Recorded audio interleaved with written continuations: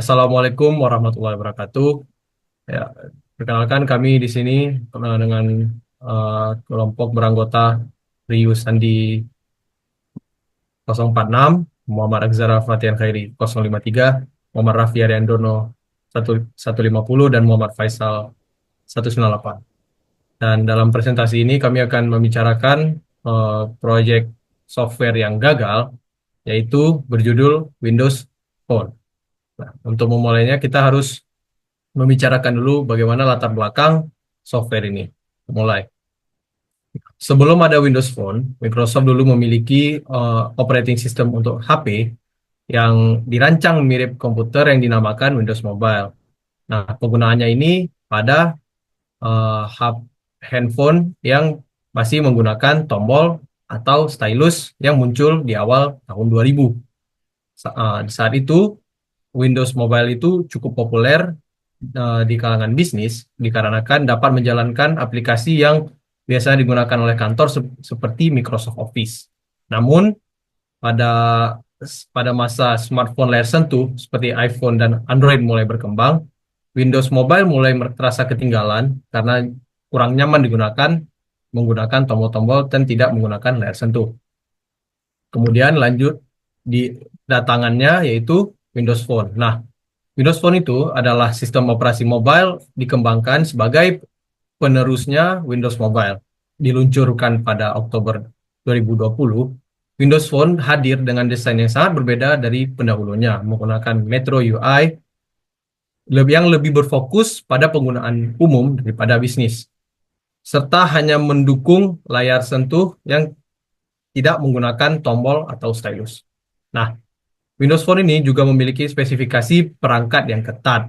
Namun kelemahan terbesarnya sistem ini adalah kurangnya kompatibilitas dengan aplikasi lama dari Windows Mobile dan keterbatasan fitur awal seperti tidak mendukung multitasking penuh atau copy paste.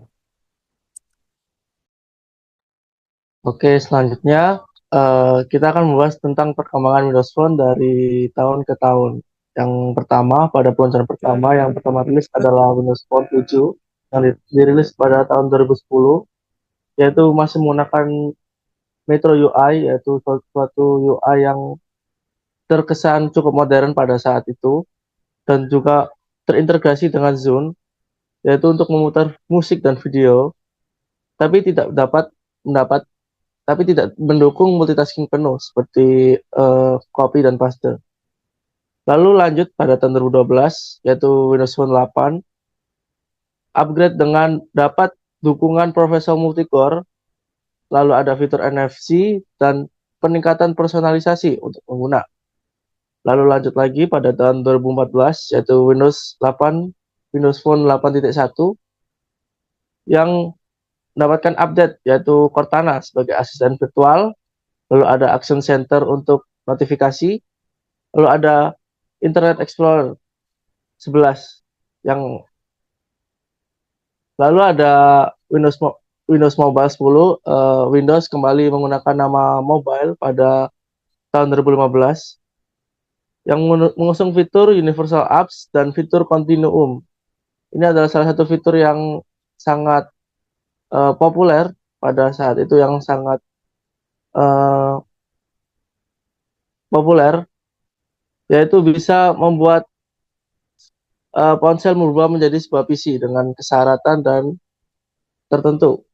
Lalu juga memperkenalkan Office Mobile, lalu mengubah Internet Explorer menjadi Microsoft Edge. Lanjut, lalu akhir dari Windows Phone, jadi Windows Phone mengalami kesulitan karena kurangnya peminat dan pengguna pada saat itu. Jadi pada tahun 2017, Microsoft mengumumkan bahwa mereka tidak lagi mengembangkan fitur. Dan pada tahun 2020, dukungan resmi untuk sistem operasi ini diberhentikan sepenuhnya. Dengan saat itu, Windows Phone resmi berakhir sebagai salah satu kegagalan terbesar Microsoft di industri mobile.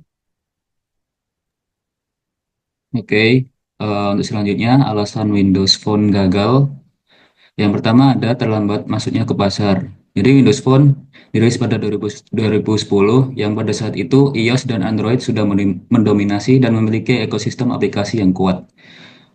Untuk selanjutnya, model bisnis yang ketat. Windows Phone memiliki standar ketat untuk spesifikasi perangkat sehingga vendor sulit untuk berinovasi dibandingkan dengan Android yang lebih fleksibel.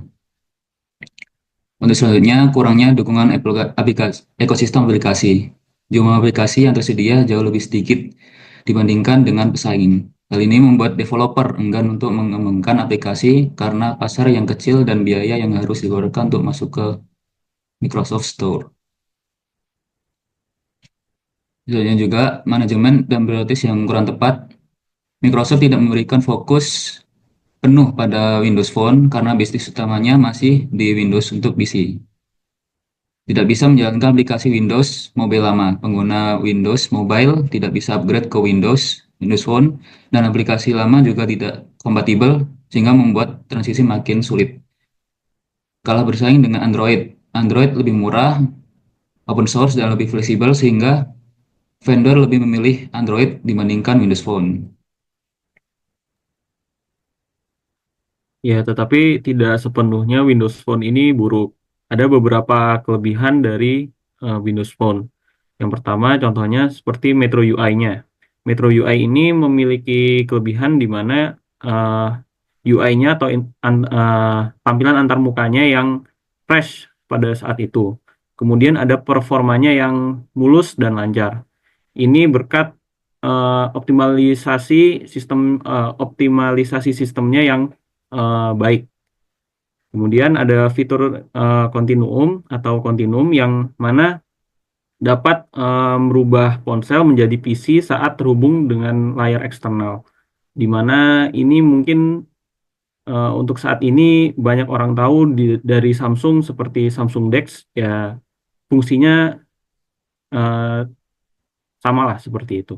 Kemudian ada dari keamanannya yang tinggi, di mana karena Windows Phone ini memiliki sistem yang eksklusif, maka dia lebih aman dari malware dan eksploitasi.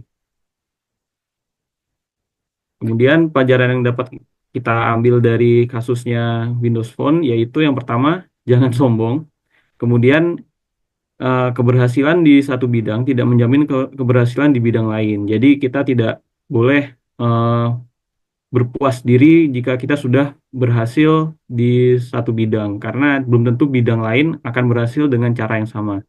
Kemudian harus niat dalam melakukan sesuatu, jadi kita tidak boleh eh, setengah-setengah dalam melakukan sesuatu, kita harus selalu all out ketika melakukan sesuatu. Dan yang terakhir yaitu jangan pelit. Dan terima kasih dari presentasi kami, semoga bermanfaat. Jangan lupa komen di video kami. Terima kasih. Assalamualaikum warahmatullahi wabarakatuh.